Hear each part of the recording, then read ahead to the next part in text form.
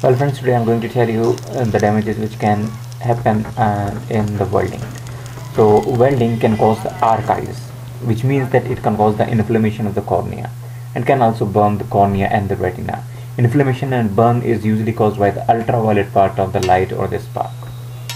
The spark from the welding can damage eyes and skin. It also releases certain kind of the fumes which contain certain gases and oxides and particulate. When inhaled cause toxicity. You can get the electric shock, as well as if you are wearing the pacemaker, you should be 2 meters away from it.